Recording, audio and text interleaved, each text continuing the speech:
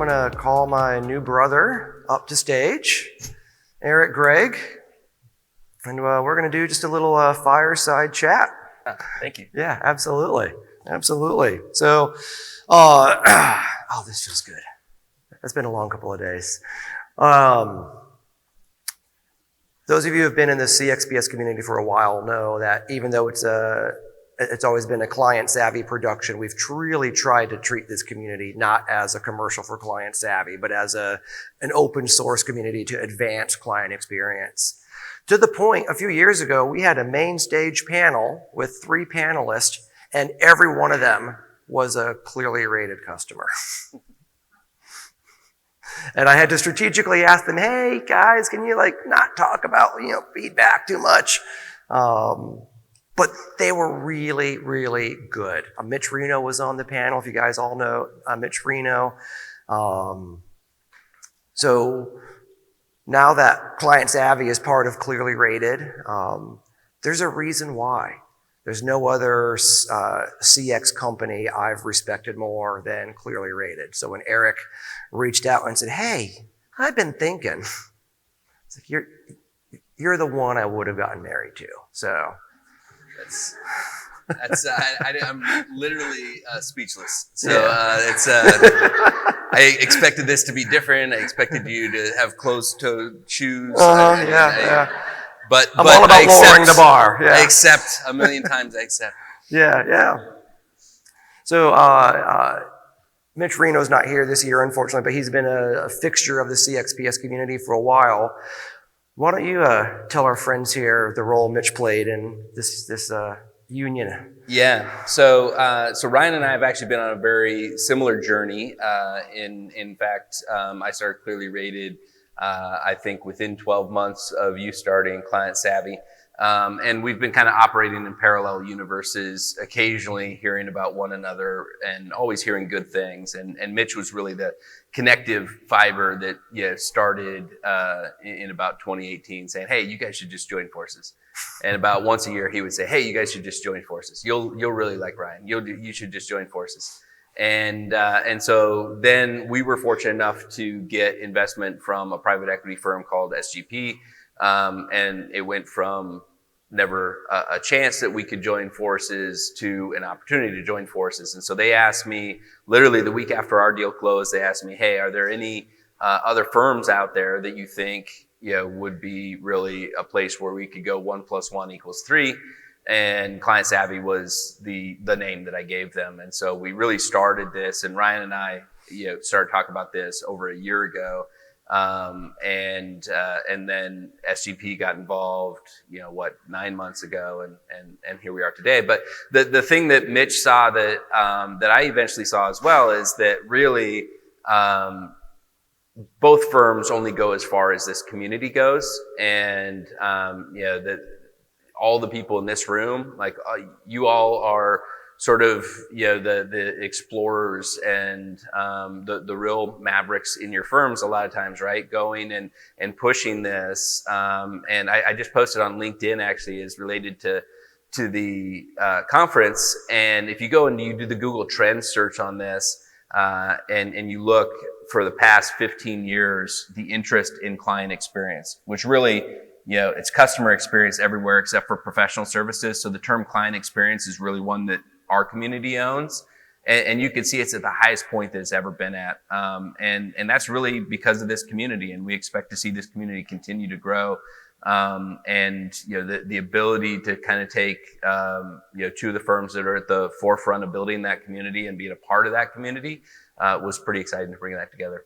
Yeah, absolutely. So, one of the questions I've heard from a lot of people here is, what's going to happen to CXps? So, yeah. Well, both of us have the same boss now. So I stepped down from the CEO role into a CX strategist role. But I will say that this was a fundamental part of the interest that we had, is just the amazing community that you all have built and fostered over the years. And so I know that we are hoping to be able to continue to build this and actually build on top of it, right? And so just by a raise of hands, how many of you are in the AEC space? Okay, good chunk. How about accounting? Great. Couple legal, couple consulting, couple. Okay. So you can see a really strong presence from the AEC side. We had a similarly strong presence in the recruiting and the accounting side. And both of us have a strong presence, kind of an equal presence in legal. And so our goal is to really combine the two, the efforts of the two to really, build on this community and in a meaningful way. And hopefully, I have to look at Steve and make sure he doesn't give me the cut sign on this, but hopefully in a way that goes beyond, a single kind of mainstay event, but being able to bring this community together in other ways, interestingly, through the year. Yeah, absolutely. So we're already having conversations about micro events, being a little bit more geographically dispersed. And some of the stuff we talked about this morning, getting leadership engaged. Can be kind of hard to get a leader to tag along for a 2 or 3 day event. But if we can do a local meetup for, I say, half a day or, a nice lunch somewhere, a little bit easier to grab a leader and bring them along and start introducing them to some of these themes. So that really is still part of our vision. We want this community to grow and scale, just like SMPS and AIM and LMA. We want there to be local communities of practice where you guys get together on a regular basis. Like, how many people from Kansas City are here today? There's like 10 of you from Kansas City? So what a shame that you're coming all the way to Puerto Rico to talk CX when you guys could grab lunch. So we want to start facilitating some of those more regional and local meetups so that this isn't a once a year, I get to talk to my CX people. We want you to really have that as a continuous presence in your life, because this stuff is fun. So can I ask you a question? Let's shift to now the future piece of this. And I want to start with your take on the kind of the interplay between CX and EX. And we saw it. And that, by the way, as you guys were seeing that sneak peek, that was the first time I was seeing that sneak peek as well. And so my bad. The data geek in me was really excited to kind of go deeper on that and really phenomenal findings. So I'm really glad that the community will have access to that. But one of the things I do think is really interesting is talk a little bit about your the relationship. You hit it a little bit of between the employee experience and the client experience. And what drives what on that, in your opinion? And yes. Kind of where does that go in the future? What drives what? It's yes. All of the above. All of the above. So you can't deliver a great and amazing client experience without engaged employees. And it's really hard to have engaged employees if you don't have great and amazing clients who are taking care of your people. So, I've heard people say you got to start with the client experience and then the EX follows. And I've heard people say you got to start with the EX and then the client experience follows. And you've got to start with experience and then everything will follow. So experience thinking is a mindset. Experience thinking, I'm a religious zealot about it. Like, every one of my kids can experience the world differently because they've grown up in the church of experience making. It's so much fun when they're all older now, but when one of my kids was 5 and go to a restaurant, it's like, Dad, the survey was really good. I want to fill out a survey, right? And so 5-year-old and their little chicken scratch is filling out the survey to put in the box. Dad's real proud there.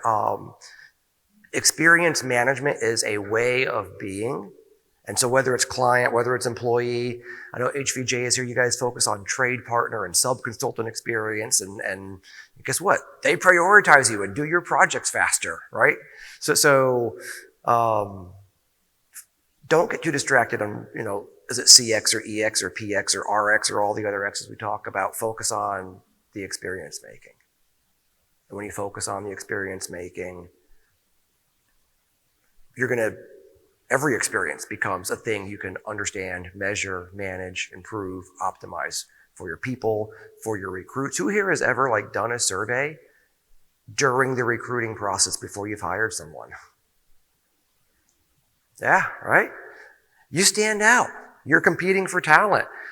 How hard are we making the journey to just get the job? And how many are bouncing out, maybe even for lesser pay and a longer commute, because we didn't understand the journey we're putting them through and optimize that experience for them. So My answer is yes, Yeah, all of the above. all of the above. Yeah, I think that that's exactly right. And we really built our business initially in the recruiting space. And I remember early on, people were talking so much about employment brand. We got to worry about our employment brand. We got to pay attention to our employment brand. And the reality is that there's really no difference now, right? Your employment, there's so much transparency into what the experience is like in a way that there never was before. And so you have this ability now to have how you're treating your employees matter to your clients, and how you're treating your clients matter to your employees. One of the things that's really interesting, you hear this adage all the time that people don't quit companies, they quit managers or they quit bosses. And actually, we've done a lot of research in professional services on the employee experience. And what we found is that actually, even more so than them quitting bosses, they quit teams. And that means that it's the team of the people that they're working closely with, and that includes the clients, right? When they're building up foundational relationships with their clients, they have higher satisfaction. One of the easiest things you can do, we did this a while ago, and I have this strong opinion about how we educate our college students around what business communication is. Because if they come out in business communication, it's all of this formality and all of this, dear sir, dear ma'am, sincerely, with regards. And the reality is that, business communication equals boring communication. And we end up in, emailing so often, right? Email for so many of us is the way that we're back and forth with our clients in the majority of the time. And so we just started a number of years ago, and I just asked everybody at the company, I said, look, every time if it's the first email that you've sent a client, I want you to spend 2 sentences about something that you did and something that you care about. And so, as we're going in, if it's a Monday or Tuesday, it's how was your weekend? This is what I did on my weekend. I hope it was great. And typically what will happen is you'll get that reciprocated back about 50% of the time. And so now you've actually built a stronger relationship between that employee and that client. And that means something for client experience, but it also means something for employee experience, because the next time that client has an audacious request that is going there, it's not, this pain in the ass client. It's, Susie, who I know is really big into, interior design because she's been working on a remodel at her house. Right. And so you have those opportunities. So I just would encourage, look at those two things kind of in similarities. Yeah. Yeah. So, we've both been doing this 20 years. We've seen some things. We've seen some highs. We've seen some lows. I'll let you pick whether you want to tell me a high story or tell me a low story. But yeah, I'll go with one of each.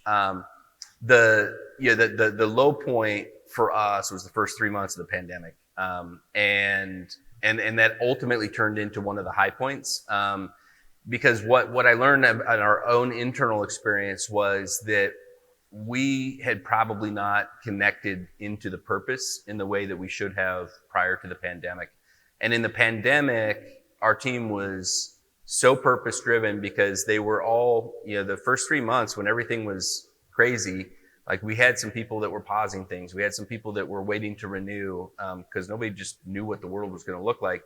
And so you're just navigating that area, which was really, really difficult. But what we found was that, some lessons we could take from that, which was, look, play the game for each other, right? Don't play it for me as the owner or the CEO or anything like that, but play it for the person sitting next to you, because the opportunities that they have in their career are directly related to how well you do your job and how well they do their job. And if we all do it together, we create more opportunities for everybody. And so that was really key. And then also we really kind of broke down some additional walls in terms of like the human experience with our clients, right? And we were really trying to go the extra mile for them, not just because it was, a wobbly economic time, but because we felt for them, right? Empathy was at an absolute all-time high. And actually what we saw is a lot of people really kind of started those programs, and what they saw is a lot of grace from their clients. And so I think it actually built more empathy into those programs. But what about you?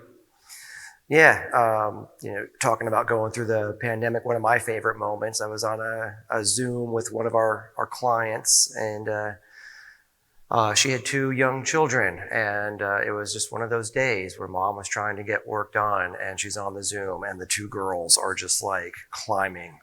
Right?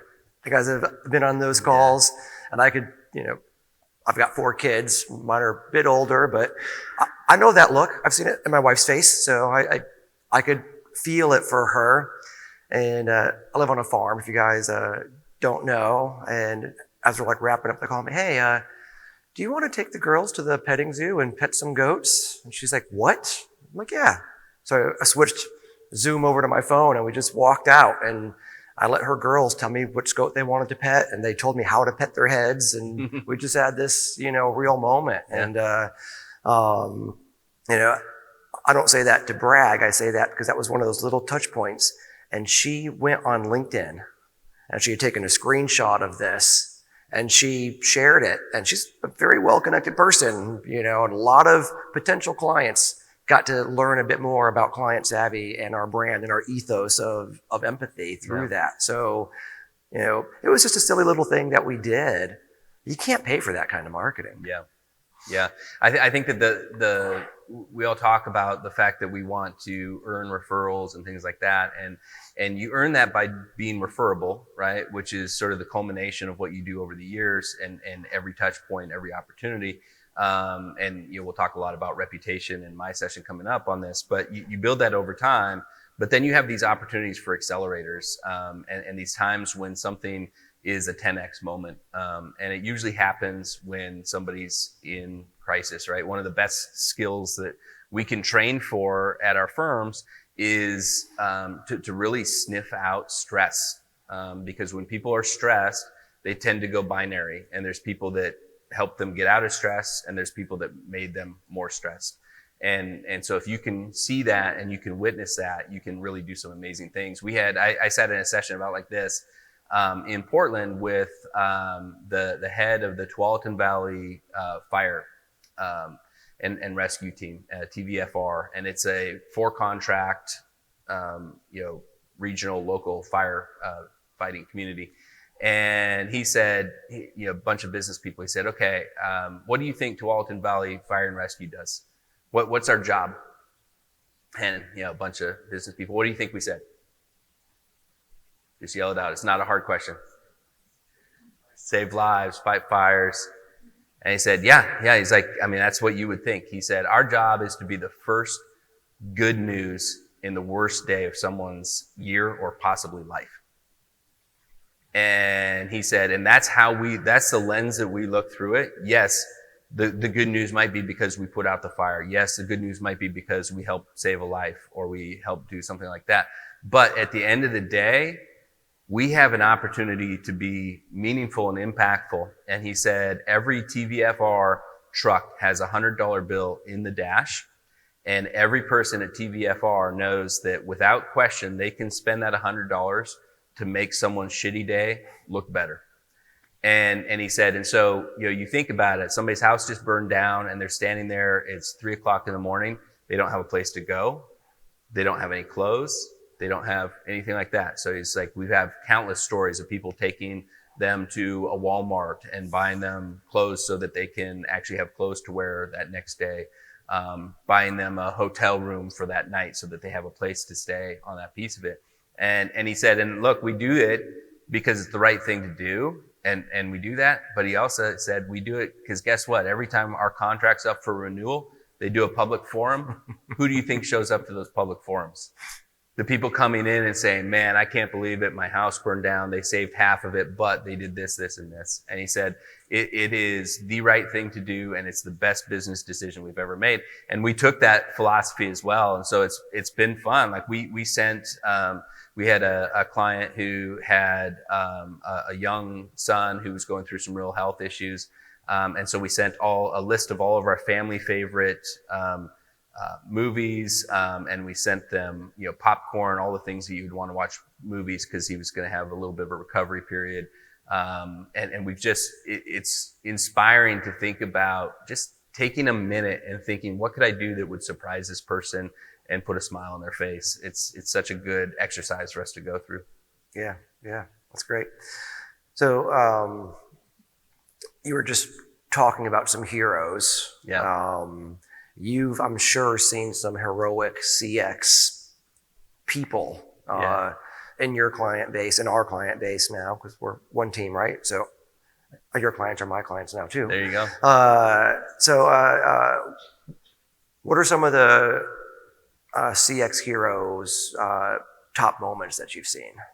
So I'll give you a couple moments, and then I'll give you a couple firms that I think have done awesome jobs, because really what we want to do at our firms is we want to have some of these top moments, but then we want to really amplify these, especially within the firm, but also external to the firm. And so one of our earliest customers, they have a travel nursing business, and in travel nursing, in professional services period, one of the challenges that we have is that every project's different, right? Every construction project's different. Every, tax client is a little bit different. And also, we can have a process, but the people executing that process are different every time as well. And so the way that, we can have the exact same process, the way that Ryan's going to execute it might be a little bit different than the way that I execute it. And so what this group did is that they would have people submit the best stories. And so you'd have, nurses that would get, stranded because, flights got canceled, and the recruiter would go and pick them up and drive them for 2.5 hours to their job. Or you would have, situations where, people would come in over the weekend and just literally sit side by side, even, beyond sort of the billable piece, to help a client through a challenging audit, for example, is another that we had. But what I really want you all to take away is what they did internally with this. And one firm had, each quarter, they would submit these audacious client experience stories of people going above and beyond. And then the leadership team would vote on them. They'd share 6 stories, the top 5 or 6 stories. So you get that kind of dopamine, right? People are like, oh, okay, that's actually rewarded, right? Not only is it okay, it's rewarded. And then they would pick the top one, and the top one would get a Gibson guitar that was signed by the leadership team, and that would sit at their desk on that side, and they were the rock star of the quarter. And then we had another one who did a similar idea, but they did it with the game ball. And so they would have a branded football that they would give, and that would sit on their desk, and they would have the game ball on that piece. But those are the types of things that I think go above and beyond, because those stories are happening. I promise you, every single one of you has some of those stories that have happened in your firm. But how do you really shine the light on it so that people they look at it through that lens of like, oh, I can help. And by the way, oh man, if I do this, like the whole firm's going to talk about it, right? That's what you want them thinking through that piece. But what's your favorite CX story? Oh yeah, I certainly have a lot. But before I tell a couple of those, I just want to pick up on what you're saying. Let's be real. How many people in your firm actually care about your net promoter score? Yeah, right? Right. I mean, it kind of hurts, but Yeah. What's going to move the needle? What's going to motivate are these stories. And people remember the stories. And I asked you for some stories because I knew you'd remember them, right? Yeah. You don't have to think hard. We didn't plan this. This was like we literally just showed up, like, okay, we're going to talk and see what happens. So here we are. So I was at a firm up in the northern Midwest, and they were talking about a story how we had this big blizzard, and there was this building under construction that they had designed the structures for. And it's like 2:00 in the morning, and the client calls frantically, hey, no, a structure's not done yet. There's like 3 feet of snow. Is this thing going to fall down? And the engineer jumps in his 4-wheel drive and drives through the blizzard, and he brings a ladder. And I mean, OSHA probably shouldn't hear this story, but climbs up on the roof, and he scoops some snow and puts it in a bucket, and he weighs it to get a density of how dense is the snow. Because 3 feet of snow is not always the same, like weight. And he comes back down, and by like 5 a.m., he's got an email back to the client that we've got another 20% we can handle, and we're going to be fine. Now, here's a client who, if they're calling you at 3 a.m., You got a client that's scared. Driving down to the building and measuring, that wasn't about the building. That was about a client who's scared. And, that story came up just kind of like, joking a little bit during one of our breaks in a session I was facilitating. I said, hey, who knows this story? You got 400 people. Who knows this story? I don't know. I mean, I guess a few of us. I'm like, why doesn't everybody know this story? Is that who you are as a company? Is that your commitment to the clients? Is that an example of what you want 400 people to be doing? Maybe not from a safety perspective, but oh yeah, that is. Well, you got to tell the story. And when you start telling the stories of, hey, this is a behavior that we want. And then it got them talking. So this is just one firm, a few of their stories. And so it was, there was this time and boy, the deadline was going to get missed and everything else. And so I went by on a Saturday to put some paint on it. These are structural engineers, but the project was going to get held up. So this engineer, he had to break into the job site and cut some barbed wire to get in with his 5-gallon bucket of paint. But he spent his Saturday getting the paint on just to, not for a fee, but just to get the project done. And then another story, and it involves bullet holes in a truck, and I won't go into that one, but here's a guy getting shot at, trying to do something amazing for a client. And so there's just this table of 8 or 10 of us in this workshop for the day, and all these stories come up. And all of a sudden that became their next 3 monthly newsletters was telling these stories. And guys, this is what client experience is. And Net Promoter Score is got a little byline on the bottom. But what matters is those moments of this is who we are. So if you hear of something, and guess what? Your client feedback is a great way to see it. Yeah. There's your data source that tells you where the stories are. Go find those heroes, because that's who they are, who did that amazing thing with the client. Get the story. And if you're not a marketing communications, get Marcom involved. Get them to write the story. Make those client heroes a regular part of the messaging that you do internally, because that's what's going to move the needle. Yeah. So I think we actually titled this "The Future of CX." So let's talk some about the future of CX as well. What are you most excited about? What do you see? Fast forward maybe 5 years and 10 years. What do you see, and what are you excited about? Yeah. It's kind of easy to see the future in CX and professional services because guess what? All the customer experience people have been doing it for 15 years. So we can look at them for what some of those trends are. One of the things I'm most excited about, and we talked about this yesterday in the user group, is really deeply integrating data sources around client experience. There's so much data that tells us what's going on with our clients. There's a lot of signals out there. Yeah. Directly measured client feedback, it's a great one. It's a very loud signal, but there's a lot of signals beyond that. So 5 years from now, there's going to be firms who are getting proactive alerts when AR with the client goes from 37 days to 62 days. And maybe that's a signal that we should pay attention to something. And there's already some firms here are doing some amazing dashboards and Power BI and other things where they're finding, hey, when this thing over here moves, our Net Promoter Score does this. And at a kickoff meeting, if this happens, we have an 84% chance of creating a promoter. Yeah. That predictive intelligence, those kind of insights to where data is really going to drive behavior. That's one of the things I see coming, and I'm really excited about that one as a data nerd myself. So. Yeah. I think that was going to be mine, so I'm gonna shift mine on the fly now. So, but I think that's right, and I think that we kind of have this narrow and important path right now from listening, right? So we surveyed somebody, and then now we're taking action on it, and we're just going to be able to go so much deeper, right? And really enrich that feedback so much more, but then also taking it further in terms of the actions as well. So just a show of hands, if everybody at your firm always responds to the feedback exactly how you want. So just if your entire firm is 100% bought in, and that's none of us, right? And so anybody that's either has a CX title at a firm or is sort of owning the CX function at a firm, even if it's not their sole title,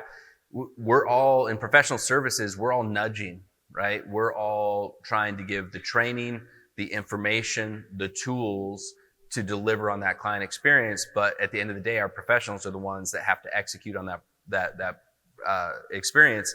And so I think that there's some really exciting things. I was in a conference a while back where I was interviewing one of our clients, and they said, look, our number one goal is to make it for the firm easy to do, hard to ignore.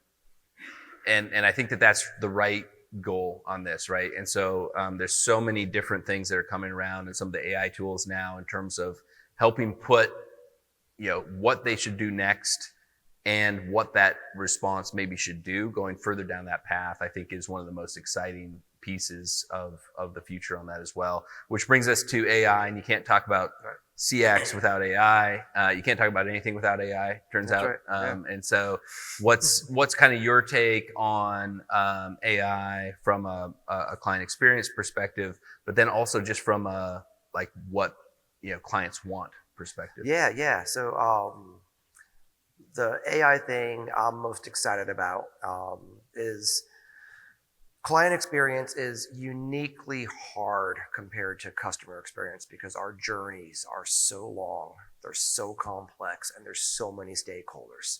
It's very different than we can map the journey to go buy a box of chicken nuggets at Chick-fil-A pretty quickly. That's a pretty easy journey. Our journey coming here and arriving to this event, they're going to do it 500 times a day. It's going to be 492 of them are going to be the same. Yeah. Our journeys are one size fits one. They last months or years, and you could have dozens of stakeholders in the value chain. That's almost impossible to understand and manage and map. I think AI is going to help us identify those critical moments of truth with more consistency, with more accuracy, and we're going to stop having to arm wrestle project managers to, hey, go do this CX thing at just this right time. And so I think there's going to be AI as an enabler to say, hey, here's a moment that's happening. We see some sentiment moving. We see some payments getting delayed. We see in our ERP this over here. We see some feedback over here, and start taking all those signals so that those one size fits one journeys can now be understood, managed, and there's that data layer on it that any reasonable human who understands CX could look at them and say, oh yeah, I could do this. But how do you do that in a 1,200 person organization with all your frontline? That's just a really big task, trying to train them to, one, how to do it, and to care about it, and then three, hold them accountable. So yeah. I see AI really, 5 years from now, that's one of the problems I want to solve. Yeah. I think that's similar to my view on that as well. What I would add to it is that we've done some surveys where we've asked clients how they expect AI to impact their relationship with their professional service firms that they work with.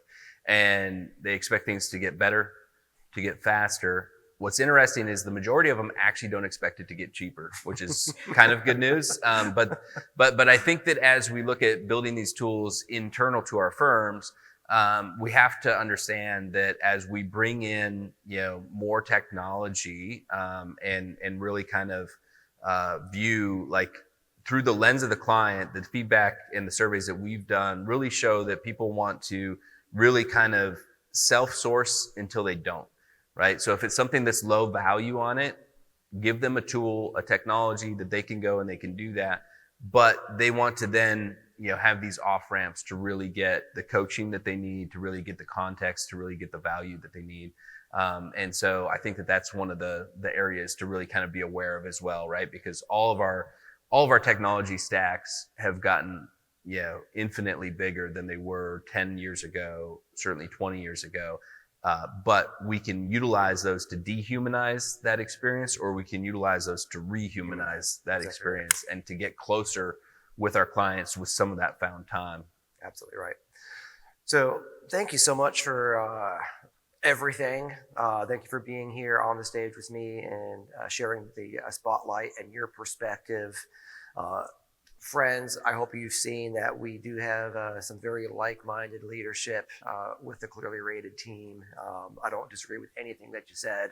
So next year, CXPS is going to be bigger. We've got that many more people in our network now that we can bring in and attract. So I am just so thrilled that I kind of feel like I've been pushing a mule up the proverbial ladder, trying to see CX happen in this industry and really be transformational. And now we've got 1 + 1 = 11. So thank you for this. I'm going to turn this over to you because I know you've got stuff you want to do. Yeah. And Eric does have to dart out. He's got a graduation tomorrow, so he's leaving not because he doesn't love you guys.